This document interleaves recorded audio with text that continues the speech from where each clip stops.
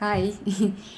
So I had to make this video today, and I had to make it now because I'm also freaked out by the miraculous stuff which happened this week about their reality bending or shifting, which seems always like something normal happening or real, as I would say, but it totally turned out to be in my favor. Originally, it was different, so that's what the point is. Um, First of all, today is Friday. Friday the 17th. This afternoon, we're going to Brussels. Um, there's Nassim Haramein coming, which I was talking about, this physicist, which I'm following with his multidisciplinary teachings and interest in reality, which we believe is Einstein's reincarnation. Because, well, ever since he was young, basically he had this, we can say also, dream of unifying physics because, well, he realized quite soon that the big stuff is made of small stuff. Because I don't know if you're aware, I mentioned it in my videos, that we still have two separate physics, astrophysics and quantum physics, basically physics for big stuff, very big stuff, and physics for small stuff. He always says how he started actually doing lectures and representing actually his material on scientific unions, scientific meetings, and he was the youngest there. So the older scientists thought he was a coffee boy. He was the coffee boy. And when he told them what his point is to unify physics, they said, but why? It works perfectly well like this. And he would say, come on. But how can we have two different physics if everything is made of the same? So, Nassim Haramein. I was a little worried that I would be tired because the conference lecture starts at 8 o'clock and it lasts till 10:30. These days I had really a booked schedule because I have a language course from 9 till 10 past 3, and in the evenings twice a week I would have also the social integration. So it was a little tiring and I would have just 2 hours in between to rest, which was already a lot, and I really wanted to follow what he was telling, really wanted to hear. So I was a little worried about it. And then this morning, our teacher texts us that there's no class today. She's sick. So, you get it? I mean, of course, I'm sorry she's sick, but it was reality bending, so something larger than me. It's not that I didn't go to school, I don't want to miss class. She called in sick, so there's no class today. So I woke up at normal time and everything, but I will have time to rest, to sleep. I'm pregnant, so I'm tired, also even more tired than usually. So that's one. Second thing, so I'm pregnant, and a month ago, actually, I had my last gynecologist meeting, whatever, and that's when I told you that I would like to give birth at home. And she said, "Oh, well, okay, but did you already find the midwife?" I said, "No." She said, "It's pretty late." So already a month ago, it was late. I'm in the 6th month now. Usually, they find them before. Because before I was thinking, all of my life I was thinking of giving birth. Well, first of all, I was freaked out. I didn't want to have children. Then later, okay, changed my mind. I was thinking of giving birth in a pool, like in water. It's easier. But then when I was at home in March this month, 2 months ago, I read a book by Ina May about natural birth and in a natural atmosphere, so not in a hospital. So I wanted actually to do it at home. And I got a recommendation for these specific women, midwives, and they told me that they are booked. So they cannot accept me because the month of August is fully booked for them. But they said, if you want, we can contact you next week. So that was last week. They said, we can contact you next week. And if anyone um, any lady changes their mind or something gets complicated or whatever, maybe we can take you. In the meanwhile, if you want, you can look for others. And I told them that I'm not interested in, I'm not gonna look for others because I got a recommendation for them. And I told them, okay, if it's my fate, sorry, if it's my fate to give birth in a hospital, I mean, even if I don't find them, so if it's my fate to give birth in a hospital, I accept it. Maybe that's what I need to pass through. So I'm totally okay with whatever happens. So this week they contact me and they say there's a place for me. So there, I just wasn't worried about it. I went with the flow, and at the end they accepted me. So they gave me a couple of dates. No date on Wednesdays when I don't have school. So each date coincides with my classes, and I don't want to skip classes. So on Fridays I have tests, and on the test usually we have what is on Monday and Tuesday. So the only day I could skip with no big damage would be Thursday. So I take Thursday, and I tell them that I would like to have it. Okay, this Thursday I already informed the school that I'm not coming on Thursday. And when I came to school, they said that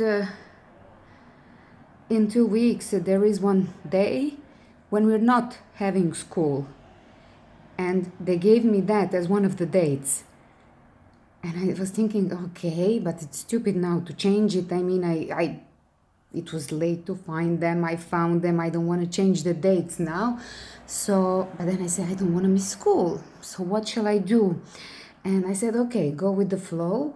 There's a reason why it happened like that. You already said you're not coming to school. It doesn't matter, rest or you'll do that. There is a reason why it's like that. By the end of that school day, I received a mail from my midwives saying that there was a mistake, that on Thursday, actually, there's a midwife. I was supposed to meet the midwife, which is actually free in August on holidays, on vacation, so she wouldn't be. So if I can choose another day. And I was, wow. So I chose the day when there's no school, however. So I canceled my Croatian number, and before I had it, when I called at home, it was actually free, like included in mine. When they called me, I would be like in roaming, so it was charged, but when I called them, it was free. So now I have just a Belgian number, and I was thinking, yeah, it's gonna be quite expensive now when I call home. But I was thinking, okay, well, it is as it is. Now I live here, so it is as it is. After a couple of days, my phone company texts me that they lowered the prices towards European Union for calls and texts. So just what I needed. So that all happened this week. The other day, yesterday or 2 days ago, I took my angel cards to school. Just so. I have these cards. It's like messages from the angels. You pull out one of them and then you get what you need to hear in that moment. And so, and I was just like, I will take them to school because I have a colleague which is passing through a hard time now. We're all in a new country, it's new conditions, everything is new, so it's difficult to adapt. And I said I will take the cards and see what the angels have to tell her. So I explain her what we do, and I'm shuffling the cards, and half of them fall on the floor. And she said, oh, what does that mean? And we look on the floor, and only one is turned upside, facing us, and it's Ariella. And I show her, and she said, oh my God, I have a cousin Ariella, and it's her birthday today. The message was about like all the bad stuff which is happening to you, it's happening so you could better understand the others, and you are here to enlighten and help the others. And she says, just today, well, she said, I had to contact this person for a long, and today I decided and I wrote her that everything is gonna be okay, and nice message. She said, I can't believe I'm getting this. So you can say it's all coincidences, but shifting realities is always looking real, because, well, we live in that kind of a world. So check out my video about physics. Every second, in 1 second, 7 to 8 times we disappear. Atoms disappear and come back. We are made of atoms. So we disappear in that moment. Where do we go? We go back into singularity. Nassim Harameyn's black hole theory. Singularity. And in that moment, when we are in that singularity, in that nothingness, let's say, as well, you have a chance to shift your vibe. So you could project your vibration. Your personality creates your personal reality, and you have a chance to change your reality, but it's always going to look real, as you heard from my examples. I was just letting go. I need to mention this because it's also connected. Now I did my nails. I was always very lazy. I mean, I would put the nail polish and then just leave it. And you know how it looks like. The parts on the side would get scraped. They would be removed. And for years, I was saying, when people would see it, I would say, oh, I'm trying to bring it into fashion. And it was kind of a joke. But then this year, actually this winter, I found on Pinterest this new way of painting nails, which is like that. So just partially, you paint it partially, and I said, that's it. It finally came into fashion. Partially painting, because this is how it would look after a couple of days, but I do it now like that. So it's kind of artistic. I don't know if you find it the same, but it's kind of artistic. And after a couple of days, when it gets scraped, and it will still look artistic. So I brought it into fashion, as long as I'm concerned. So that's it. I'm not gonna make it too long. I'm gonna publish the video now. Enjoying the weekend. Oh, can't wait to be at the lecture this evening to see and hear Nassim. Have a great weekend. Think about it. What I just told you. Check out my physics video. Get informed more if you need to, but how to control your vibe, those are all of my others, like psychology videos, or wherever I talk about other stuff. It is just to calm you, to bring you information which I think it's needed for our calmness, go with the flowness. All right, so much about it. Bye. I said I'm gonna say it. It's Timea from Antwerpen. Down below I will put my email,